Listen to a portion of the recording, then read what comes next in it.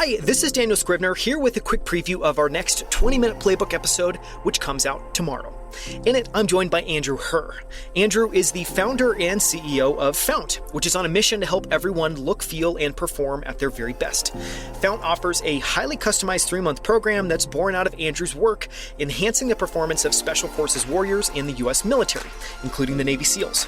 Before founding Fount, Andrew spent 7 years running human performance and biotech strategy for the U.S. military Special Forces. Wired magazine described Andrew's work for the U.S. military as giving our soldiers mutant powers. Andrew holds 3 master's degrees, one in microbiology and immunology, another in health physics, and a third in security studies. He studied at Georgetown's famed School of Foreign Service in Washington, D.C., and he unsurprisingly comes from a highly decorated and long-serving military family. In this episode, you'll learn why Andrew considers his ability to put massive sets of observations and data into frameworks a superpower, and how that helps him orient and make decisions. He shares the lessons and values he's taken away from his family's long and decorated military service. Shares some of the biggest lessons he learned working with Navy SEALs and Special Forces warriors, including Delta Force and Green Beret soldiers.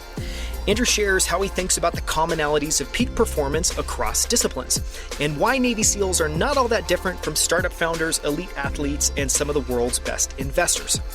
Andrew shares the little things we should all be doing to maximize our performance during the day, including doing small 2 to 3 minute workouts throughout the day. He shares some of his favorite books, including The Making of the Atomic Bomb and why Who is his favorite book around hiring, and more, including the advice Andrew would give himself if he could go back to the start of his career. Here's one of my favorite moments from it. Tune in tomorrow to listen to the full episode. You know, at Fount, and this makes me fascinated and want to just jump into all the questions I have for you about Fount. I'm just going to try to keep that to 1 or 2 in this interview. At Fount, you've taken all of what you've learned optimizing performance of special operators and the Navy SEALs, and you've brought that now, you're working to bring it to everyone. And you obviously started with elite athletes, CEOs, investors, people wanting to optimize their performance. And you just alluded to a massive gamut of things that you work with people on at Fount to kind of help them optimize their performance. I want to ask a little bit of a simpler question, which is, so obviously anyone chasing peak performance can come to Fount and they can work with you on a one-on-one basis to be able to optimize their performance. What is, generalizable that everyone should be doing just as a solid baseline? And I think another way of asking that would be, when people come to the program, what are the super simple, do this, that makes the needle start to move a little bit? Yeah. So if you take somebody who hasn't experimented a lot in this space, the first thing I'll tell you is make the right choice the easy choice. You crave sugar, try not to have candy in the house. You're not a sugar person, but you love salt. Try to avoid keeping Doritos in the house. I love Doritos. I do not eat a lot of Doritos that make me feel bad, but I don't keep them in the house because there are times when I would eat them. On the other hand, I keep 2 rotisserie chickens in the fridge at all, more or less all times.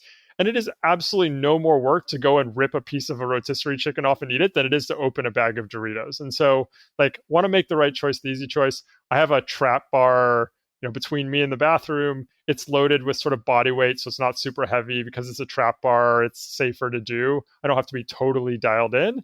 It takes me 60 seconds to do a set of 5 reps on the way to the bathroom.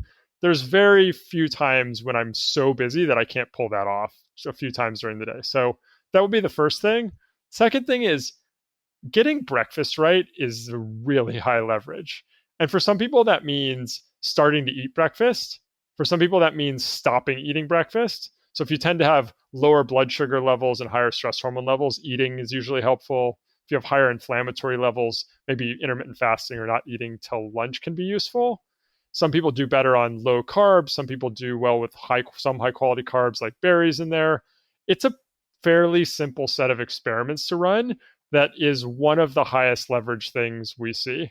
And then maybe a couple other things. Shower before bed, go from the bathroom into a dark room and a cold bed, turn down your temperature or these pieces of tech like 8 Sleep and ChiliPad or Oolers are really effective for most people. And a last one I'll leave you with is meditation programs can be harder for people to implement. But if you can meditate or do breath work in the morning before you check your phone the first time, it's a home run for people because you get ahead of any of these stressful work or personal things. And when you build that resilience in before the rest of your day comes at you, that's a huge win for people.